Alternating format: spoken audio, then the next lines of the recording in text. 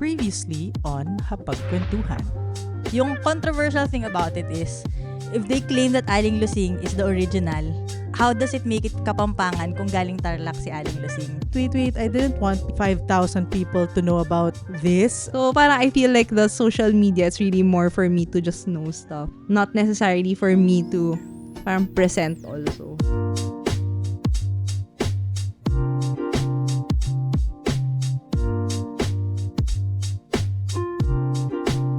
I'm so curious na tuloy kasi our stories are coming from the time we transitioned from no social media to social media. But how about people who grew up with social media? I wonder how hard it is for them to present themselves, or do they have to? Like I think there's a trend right now with the Gen Zs where they absolutely don't post. Parang Baka Gen Z pala ako, Oo, hindi yung lang mga, natin alam. actually hindi ko alam kung Gen Z ba yun. Basta the generation right now ng mga nasa high school to college, they would make an account. It wouldn't even have a profile photo. There's nothing posted there, but there is an account. Why? And then they have a separate account which is just for their friends. But I don't think they also post there that much. Kasi very limited lang talaga yung pinupost ano yung nila. mga, kung friends din nila hindi nag-post, adi ano yung nakikita nila? I actually don't know. What's the account for? Is it Baka just to for- have an identity? I feel like it's just for content consumption. But then they have a Finsta, so why not use the Finsta for content consumption? I think baka the Finsta is for messaging. Ang dami account eh. I feel like it's because of messaging kasi 'di ba parang there's also a rampant increase right now of leaked group chats, leaked messages. If they make a Finsta that you can't trace to the actual person, even if there are screenshots that get out, you can trace it kung sino yung nagsabi. Maging mabuting tao na lang tayo. Well, diba? I think that comes back to controversial the items sabi na pag-usapan nila dyan sa... I think that comes back also to the struggle right now of no matter how much you try to be parang as authentic and as kind as you can, there's always a way for you to get cancelled. Ikaw nga nagsabi ka lang na wag niyong buksan yung aircon, may papatay na sa'yo eh. Actually, ngayon nga, sobrang takot akong makancel. As in. As a public figure. Hindi na, okay, I'm a mini public figure. Siguro, like, micro, ganyan. Hindi naman ganun kataasan ng following ko sa Instagram, pero umabot naman na sa point na naglalakad akong Ortigas, tapos may sumigaw ng full name ko, tapos natakot talaga ako. Na stranger. As in full first, second name? Yeah. Well, nickname and last Okay, name. akala, Pero kasi parang, nakakatakot yun kung alam niya yung... nakakatakot na naglalakad ako from office pa uwi, tas from a car, may sumigaw ng full name ko, tas nung tinignan ko kung sino siya sa car, hindi ko siya kilala, parang, oh my God, I think I need to sort of like... have a security. so, like, be more not perceived as a person. And I'm not a celebrity, right? It's very, very minor, right? Like, what more? What more other people na parang talagang... Ano kaya si Ann Curtis? Diba? Exactly. How do they live? I wonder. Every word you say, every move you make, every step I make. Diba? Na diba, parang ano nga perceived. yun? Tungkol nga, yung kantang yun, tungkol nga sa stalker. Yun. Oo. Everything you say now holds weight when it shouldn't. That's the scary part about it. I think my difference in the way I manage my digital space now is may less yung fear ko about being cancelled. Just because, feeling ko kasi kahit in person mo ako makita, makakancel ako. Alam mo yun? Parang the things I would say, they are by default always cancelable. So there's less fear on that. Kasi parang if people say, ganyan yang si Camille, parang I would say, oo, ganyan nga ako. Alam mo yun? Hindi ko siya i-deny. The more cautious thing I'm doing with my digital space rather is the media I consume. Kasi I get affected by it a lot. For example, with everything that's happening right now in the Senate, Yeah. as much as I am in a privileged position right now to just not care about it for the sake of mental health, I really can't stop myself from following it, from like really looking at it step by step. And it takes a toll on you. Grabe yung, not just the disappointment, also the shame, the hopelessness that it would give you. Parang usually, may very few cases, hindi naman regularly, pero may few cases na nag-uninstall talaga ako ng social media. Like a detox. Oo, as in detox na. I would keep the messaging apps kasi parang I always fear that people won't be able to contact me. Pero parang feeling ko if I really can't handle it anymore, I would just uninstall them and then move away until the new trend that has happened also. For example, parang may mga time na pumuputok yung mga balita about leaked videos of intimate videos of like celebrities or ganyan. Yeah. Nasa-stress ako for them. Oo. I'd rather not see content about this. Yes. I would just come back. And then for example, si X, I think that's the most toxic social media right now kasi everything can be, para everybody's always looking out for something to cancel. And threads. Parang yung threads mas, siya. Mas content siya ng AI.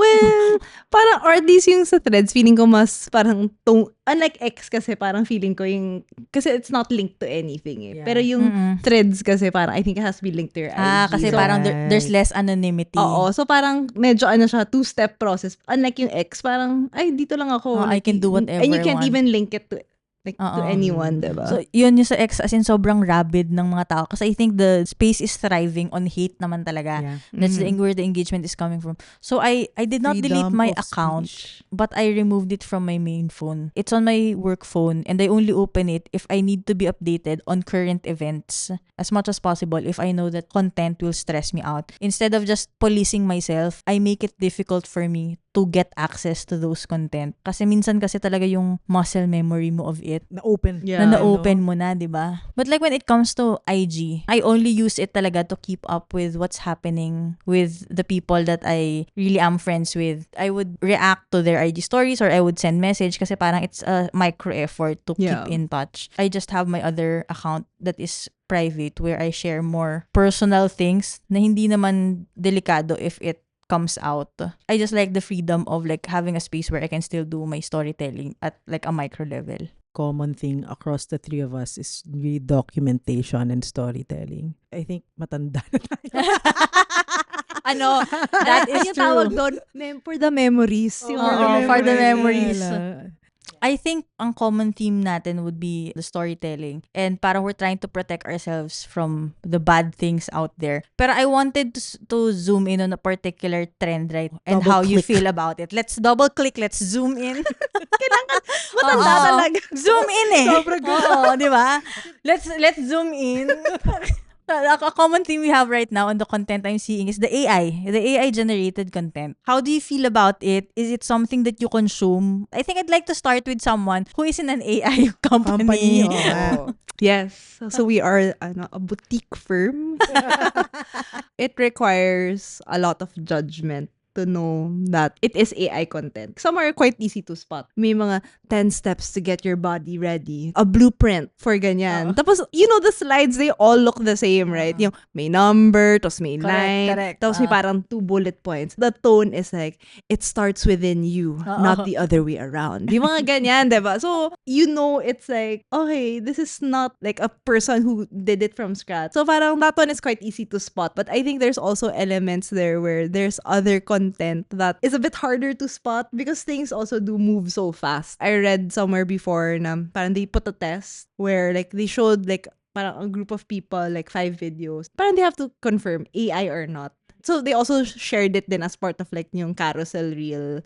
But it was actually quite hard Like one was like crossing a bridge na river, just nag-collapse yung bridge kasi ang taas ng water. So parang you also wouldn't know. So I think pag video, I'm more hesitant to watch if I actually don't know the source. Kasi shocks, even I can't discern. Pero pag text, parang mas may time kasi to process it. Tsaka there are certain parang ways of it telling you it's AI even though you try to erase it. Parang there was one time na parang it's like a parang video na parang may ganitong movie daw. So parang, really? Parang trailer siya for a movie. And I'm like, As a cinephile yourself, Oo, you were diba? intrigued. Oo, sabi ko, how? Tapos, yun pala, parang nung ni-research ko, there are no news of a new ganyan. So, ako parang, Discernment oo, talaga. so sabi ko, ooh, that's a bit scary. Kasi napaisip talaga ako na, since when may parang sequel? My husband kasi just says everything is AI.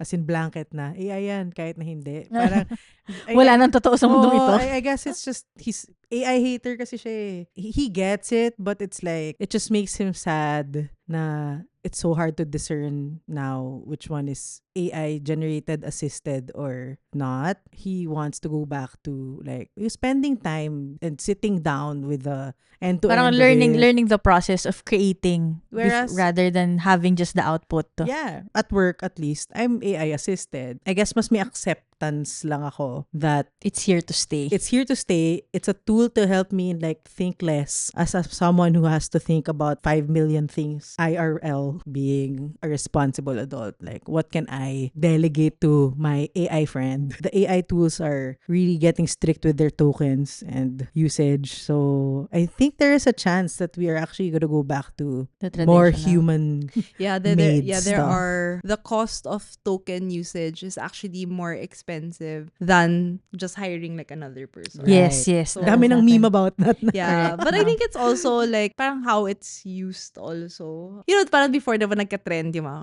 cartoon this. So when I think about it, it's like, did we really need to make? Exactly. Diba? Yeah, so Yes. parang magiging mas utility na talaga si AI. Yeah. Which is good because that would definitely limit what it's gonna be used for. Our problem of discernment will hopefully lessen, like the need to be discerning kasi nga Yeah. only people who can afford to use it will be able to use it. I get what Enzo is saying, but I'm also getting what you're saying. And I think the main problem has always been, AI has always been a good tool. It was a breakthrough talaga. But it was a breakthrough that the people were not educated enough on how to properly utilize. Syempre at a corporate level, at an enterprise level, we understand how to maximize AI on a day-to-day level. Pero I think what the people are not seeing is how it impacts the day-to-day na parang as in the normal mamamayang Pilipino. If you see how much AI they consume without knowing that it's AI, how much it's weaponized for the fake news peddling happening on TikTok, on Facebook Reels by all of these vloggers. My parents, I am so sure they can't discern what is AI or what is Yeah. not. Definitely. So parang I think mas malaki pa rin yung factor of the evil side versus the for good AI na meron. Parang I get it's helping the corporations, but what are we doing to really save the common folk from the perils of the misuse of Exactly. AI? I think about like, you know, with election season. Diba dati parang troll Oo, troll lang, armies, yung oo. mga benta ng Facebook group. Meme group lang to, but biglang may mukha na ng politiko. Teka, oo. Oo.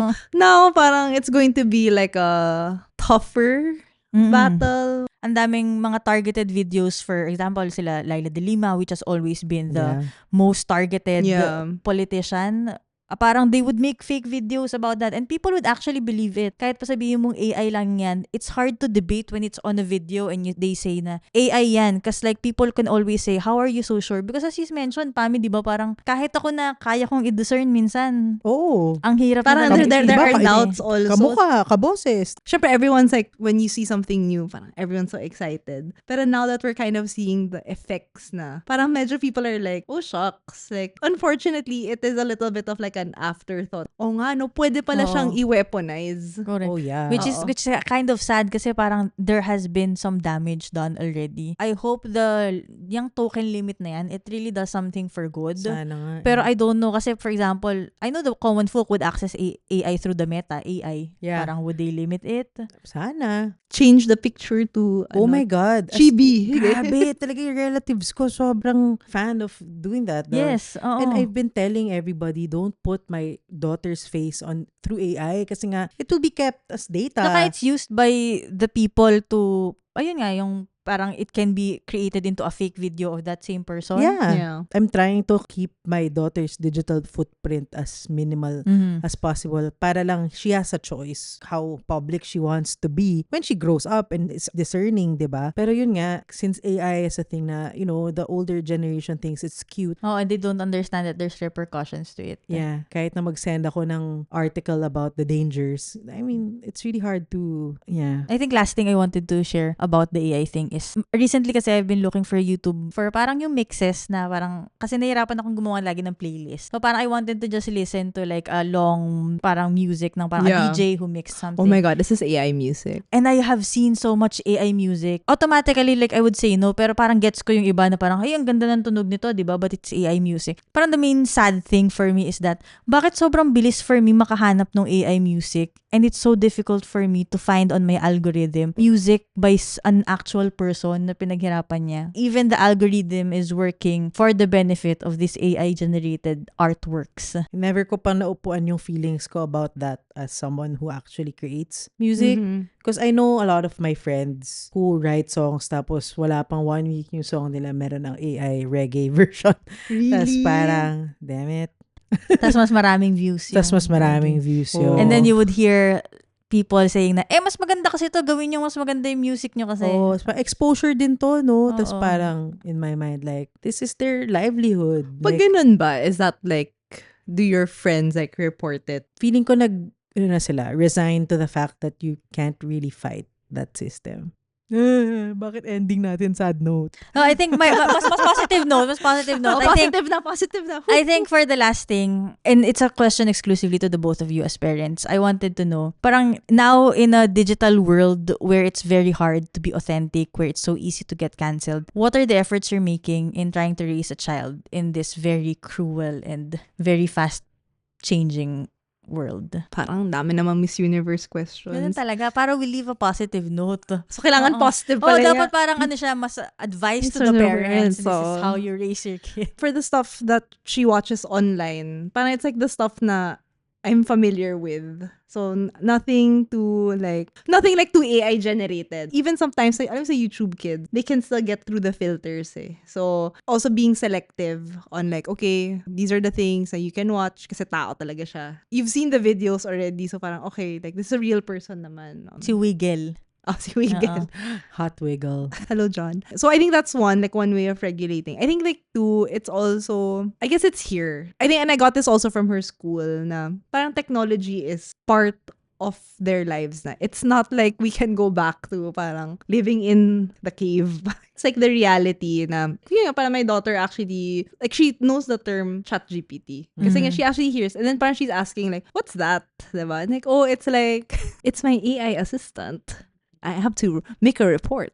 Tapos parang after that, parang she'll lose interest na. But it's also, I think, just being honest lang din na parang, it's really that, diba? So parang it's really, I think, accepting, being selective in terms of like what parang media she needs to consume. So like even stuff like, alam mo yung mga filters, like AI filters, like kaya magiging dog siya. Yeah. So parang she knows na that's a filter. Diba? Na parang, oh, it's actually a filter. Like, it's part of the camera. But like, it's not real. Diba? So parang we're trying to teach her the concept of like, it's just pretend. And it's not like parang niloloko na, hi, you became a dog. Diba? Parang it's like, oh, it's just a filter. Parang, because yun naman yung factual eh. It's like a filter. Like, oh, we can change it pa. You can be something else. So that she also understands na, that's how the world outside parang kind of operates din, like outside of the house. Super aligned kasi a very important point that we really try to practice is co-watching or co-usage of technology. Kasi nga, technology is here and now. So, it's around us. I use my phone. I can't say she can't watch my reels while I'm watching it. So, I let her watch it. That's why my reels are all animals. Kasi nga, that's what we can watch together, right? Well, she's 3. So, I don't want to leave her alone with the media. I make sure that what she watches, is what we're familiar with. It's very limited. We really limit screen time and do a lot more outside activity. So we really bring her out. So effort lang talaga siya. Kasi nga you have to show her what's real versus what's pretend. Dapat may follow through din. If it's real on screen, dapat makita din niya in person. So for example, yun nga, she knows the filters, pretend dog, ganyan. We also played Pokemon Go with her. Para, kunwari, andun si Gyarados, may video. Makita niya na nasa phone lang siya. Kahit nakapatong siya, papapuntahin ko siya doon. Tas wala naman siya doon. Pero makita niya yung picture na nandun siya. Pero sa phone lang. So, gets that there's a difference. And then, in terms of like, bridging the video to the reel, papanoorin namin siya ng mga live performances of bands on YouTube. And then, I will bring her to the actual event to see them in person na parang, oh, okay, so may mga stuff that's not real and there's stuff that are real and I need to know which is which. The defining factor there is we know what she's consuming. Yeah, parang there was a time parang Ollie was into podcasts. Kasi she got it from like one of her like parang learning games. Parang they had a kids podcast. So she was like, oh, can we listen to a podcast? So parang like, okay, we can listen to one when we have a long car ride. Diba? Kasi nakakabato naman talaga. But I guess kasi podcasts are like really like listening. And parang at 5, it's also a bit hard to parang sit and like listen to like stories. Especially if medyo mahaba na yung story, diba? So it was also a bit hard to find like the appropriate. There's a show, like a cartoon called parang Sheriff Labrador. So on YouTube, like parang, it's a cartoon, like yung parang 2D cartoon, yun nga, Sheriff Labrador is a dog na police officer. Parang gustong gusto ni Ollie. Like, I don't really like it so much, but you know, I've seen a few episodes. Basta it's the original one. Parang, it seems okay. Basta wag lang yung mga fake. Kasi yung mga fake din eh. So I said like, oh, okay, I saw a Sheriff Labrador podcast. Pero alam mo yung, when we were listening to it, Parang may something off. parang sobrang weird ng story. Like, alam mo yung, it was like the show, pero parang chinop-chop lang nila to become a podcast. So, it's really like, incoherent. Like, parang, what is this? Diba? So, part 1, part 2 pa. So, parang, For I'm more like, engagements. oo, so I'm like, Oh, so parang it's no. like so strange, diba? Parang, it's such a, parang 5 minutes for each clip. We listened to part 1 to part 2 para matapos na yung kwento. And then, like, Ollie goes like, oh, can we continue listening? Kasi gusto nga si Sheriff Labrador. It's like, oh, sige, but Bobs, parang, I don't really like the podcast. Parang, I didn't quite understand the story. Like, you know, can we just pick something else? I don't think it's parang good for us to listen to it. Especially sad siya, diba? Kasi wala na si Sheriff Labrador. But she's like, okay. Yeah, pero parang at least trying to also explain to Yeah. her din na why it's na parang, not something it's like, you can parang sabi ko consume. lang, I think the story is funny because I don't think, I didn't really understand. I think it's also good lang also to share why it's not good. And talk about what you're watching and or listening to. I mean, I don't mean to compare, but I do see a lot of kids kasi in front of their phones. Tas minsan, nakikita ko yung TikTok, tas sobrang hindi na appropriate nung TikTok. Kasi they would just let the kids scroll and Scroll. scroll. It's up to them what they want their kids to watch, right? But talk to them about it after. At least to understand, like, okay, what is this about? Why do we have this or whatever? Because that's how you teach discernment, I think. I think what's interesting that you mentioned that I really liked is it's not like moving them away from the content. Hindi mo naman pinagkakait sa kanila or hindi mo inililihim na may ganon. But rather, I will talk to you like an adult and expose you to what it is. But then, bibigyan kita ng gabay para ikaw mismo sa sarili mo, you know how to discern eventually. Kasi it wouldn't help if you deny its existence. Tsaka the growth of discernment is not like parang one day you wake up and you're like, yes, I am discerning. And also, I think we forget or we don't understand how understanding children are. They absorb much faster than we think. I think if we just trust that they will understand what we explain, I think that would really change a lot.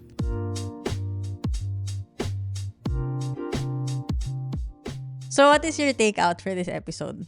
You know, it's really hard to be authentic in this day and age. Or I guess it's really hard to define what authentic means now with what we have technology-wise. I guess in our age too. Because, you know, like the sisig, diba? They had to have an ordinance of just to define what an authentic sisig is. And I don't know if we can do the same with life. Yeah, it's just hard. What about you guys? For me, shock pa rin ako kay Aling Lusing. Nandun ka pa rin, no? Oo, nandun Siya pa rin. nakamove on dun. Oo. Parang, kailangan kasi part talaga siya ng write-up, diba? Stab siya, tapos, this And is it was our national dish. Yung placement pa niya dun sa paragraph eh. Dun siya sa Sa panggitna. Oo. sa gitna, like she was stabbed and this is It's our our national national dish. What a way to end. What a way to end that article. But yeah, I think the second takeout is, yeah, technology is here to stay, diba? So, sa kwento mo nga, Billy, diba? You were using different social media platforms, MySpace, Friendster, Twitter na naging X, diba? And it's Hindi really... na rin authentic pala kasi naging ex. Oo, diba? Nagpalit din siya, diba? Parang the platform may change, but I think the technology is here to stay. So I think it's really being able to embrace how we use it properly, because, you know, I think this is going to be the way of life rather than trying to fight it. Yeah. And how about you, Ka? I think my takeout is first na masarap magkasama yung Aling Lusing at yung Yes. Manam kasi maganda Empty yung plates nga, diba? maganda yung contrast. Naubos po. As in, wala. Wala na. Pati yung kanin, ubus na. And the other takeout is that authenticity is something that you define for yourself, whether it's about how you present yourself or what kind of content you consume. So, yung authenticity mo, you get to decide what it is, regardless of how much you want to put out to the world or how much you want to keep to yourself. And the authenticity of the contents you consume is reliant on your ability to discern and your capability to really parang segregate what kind of content you would like to feed to your brain, to your system, to your algorithm. And at the end of the day, if you just stay true to your core and you use that as your main principle, authenticity is something that you can always parang define for yourself regardless of how much changing things are happening in the digital world. Yes. Perfect. So that is our Nice. episode for Sisi. Would like to thank our production partner, Found Studios. Happy 5! 5 na agad. Oh, 5. Okay, bye guys! Guys.